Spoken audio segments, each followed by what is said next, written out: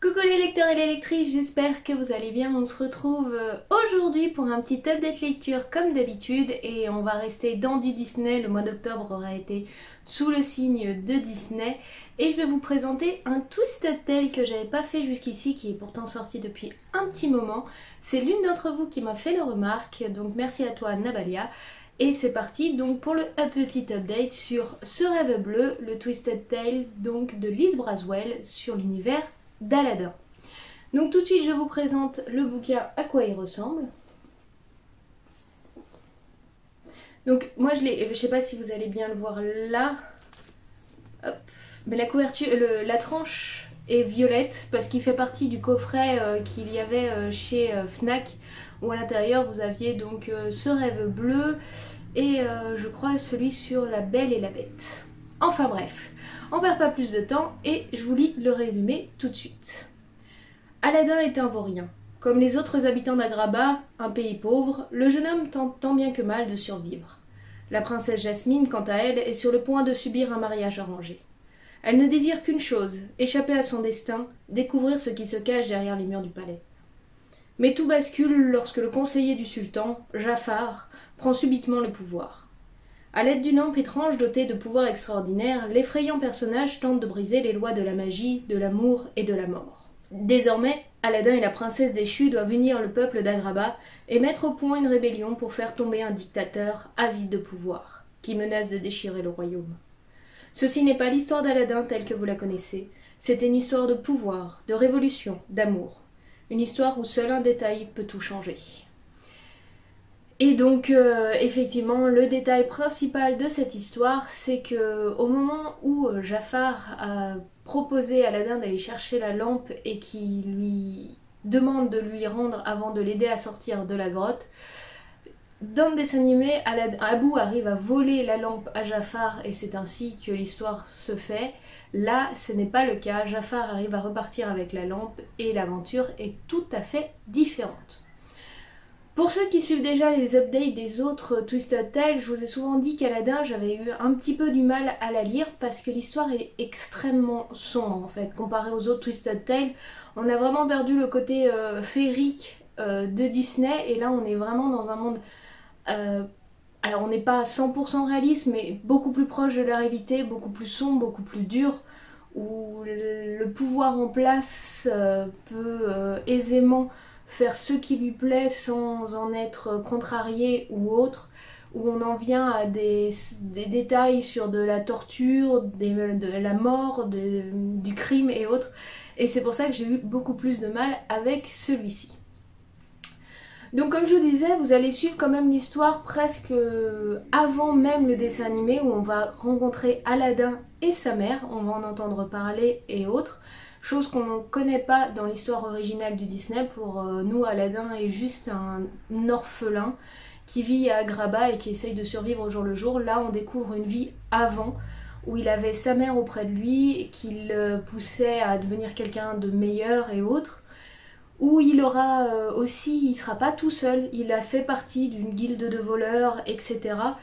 Et en fait, vraiment, on voit une nation, quand le pouvoir en place ne fait pas attention à son peuple, qui se forme des groupes qui sortent un peu de la légalité et autres, pour juste tenter de survivre. Et c'est par moments obligé de prendre des décisions assez sombres, même s'ils veulent au mieux pour simplement pouvoir vivre et survivre au jour le jour.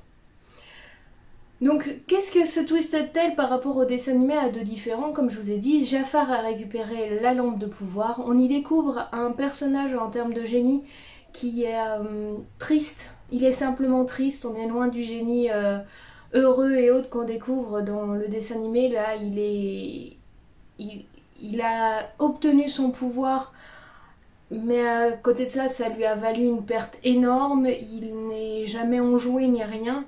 Il a quand même pour maître Jafar qui est pas tout à fait folichon, on va dire. Et on a un génie qui est un petit peu triste et ça fend le cœur, à vrai dire. On a un point de vue politique, culturel qui est assez important. Là, vraiment, la gestion du pouvoir d'un royaume et autres est vraiment mise en avant. où le peuple est loin d'aimer son sultan comme dans le dessin animé malgré qu'il le laisse mourir de faim, où le peuple va aisément se laisser corrompre pour pouvoir manger le lendemain, etc. Jafar en soi est vraiment le point fort de ce bouquin-là, je dirais, parce que c'est un Jafar... dans le dessin animé, on voit juste qu'il cherche à prendre le pouvoir et puis point. Il veut juste être sultan à la place du sultan et pas plus que ça, avoir richesse, pouvoir et autres.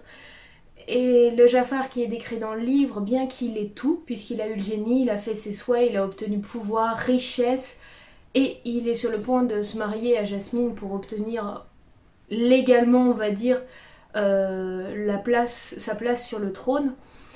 Mais ça lui suffit pas, il en veut toujours plus, et il en veut toujours plus parce qu'il est profondément fou.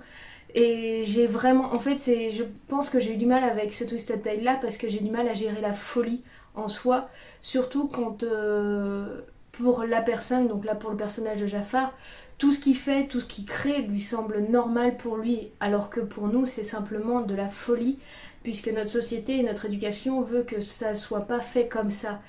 Et pour lui, tout ce qu'il fait, c'est normal, c'est ainsi, et rien n'est dingue ou rien n'est fou.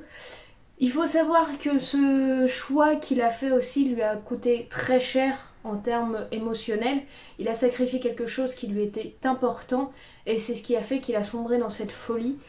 Comme je vous l'ai dit, moi j'ai trouvé assez sombre. À un moment on décrit donc Jafar qui cherche, je crois, Aladdin, ou la guilde de voleurs qui est en train de lui voler les ressources et autres.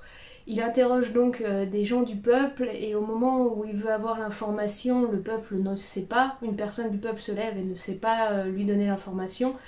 Et pour faire peur au reste du monde dans la taverne, il lui dévisse la tête, clairement. Et la scène est quand même clairement décrite où il décrit le bruit des os du cou qui se brise, la déchirure de la peau, le sang, enfin voilà. C'est ça qui m'a peut-être un petit peu plus chagrinée. Un moment, Jafar arrive à capturer le tapis et donc pour utiliser ses pouvoirs, le fait de voler et autres, et créer donc des soldats encore plus puissants qui ont la capacité de voler, il découpe le tapis en petits morceaux.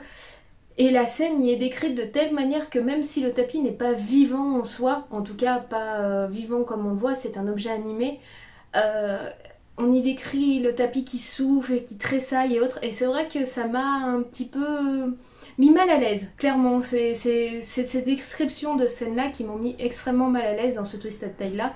Mais par contre, il est superbement bien écrit. Vraiment, les personnages, ils sont beaucoup plus poussés, que ça soit Jasmine ou autre. Jasmine qui a tout perdu puisqu'elle était princesse d'Agraba, et au moment où Jafar a pris le pouvoir et a pris certaines décisions, soit elle se mariait avec, soit elle s'échappait et devenait plus personne, puisqu'elle n'est plus rien sans l'aval de son père. Et elle va devenir une rebelle assez importante, prête à tout pour obtenir ce qu'elle veut, et surtout la libération d'Agraba, et pour pouvoir élever le peuple à une vie plus décente. Et c'est assez admirable de voir une princesse comme ça, encore plus forte que dans le dessin animé, encore plus intense. Aladdin en soi est assez... je trouve assez ressemblant du dessin animé, même s'il est un petit peu plus mature sur beaucoup de points là. Et surtout la guilde de ses anciens amis de voleurs sont très intéressants à développer. Ils ont chacun leur caractère avec leurs ambitions et autres, et ont une finalité qui est assez dure. Les personnages en fait sont un petit peu moins colorés à la Disney et beaucoup plus réalistes, avec des bons et des mauvais côtés. Et chaque fois sur le tranchant pour savoir s'ils doivent prendre la décision qui semblerait le plus juste ou qui semblerait le moins mauvais en tout cas. Et c'est souvent assez compliqué, et vous viendrez souvent à vous dire, et à sa place qu'est-ce que j'aurais fait, est-ce qu'il a fait le bon choix, etc. Êtes-vous prêt aussi à tout sacrifier pour obtenir ce que vous voulez? C'est un peu la morale de cette histoire là. Donc voilà pour ma part pour le résumé donc de ce rêve bleu. C'est l'histoire d'Aladin. On y venait un petit peu avant le dessin animé, et vous revivez tout le dessin animé jusqu'au moment où vous avez le détail qui change de la prise de pouvoir donc de Jafar avec la lampe directement, sans qu'Aladin l'ait une seule fois en main. Et vous arrivez au bout avec la finalité qui reste presque la même que le dessin animé, à quelques personnages disparus près, on va dire, voire beaucoup.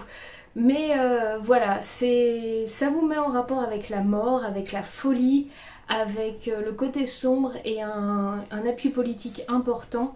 Et c'est assez intense. Je l'ai trouvé et en fait extrêmement intense et sur les détails donc des scènes disons très sombres, pour ma part assez malaisant, d'où le fait que c'est pas mon Twisted Tale préféré, bien au contraire, parce que quand j'ai fini ma lecture, il y avait un côté où j'étais pas à l'aise. J'avais vraiment perdu le côté Disney, qui est un peu, pas tout beau, tout rose, on va dire, mais quand même beaucoup dans l'ensemble, pour un Twisted Tale très sombre et peut-être beaucoup plus réaliste, sur beaucoup de points de vue.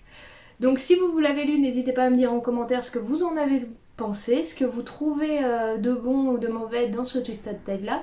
Si vous l'avez pas lu, je vous invite quand même à le découvrir parce que en soi il vaut son coup d'œil, il est assez intéressant, vous avez 330 pages donc ça se lit assez rapidement. Et par contre préparez-vous à voir briser la plupart de vos personnages de l'univers qui changent énormément. Donc voilà, c'était la petite vidéo update lecture de la semaine. J'espère que vous avez aimé. Si c'est le cas, un petit pouce bleu, ça fait toujours plaisir. N'hésitez pas à me laisser en commentaire, vous, quel est votre Twisted Tale préféré et si vous avez apprécié celui-ci. Et nous, on se retrouve très bientôt pour d'autres vidéos. Je vous fais plein de bisous et je vous souhaite très bon dimanche. Ciao, bye bye!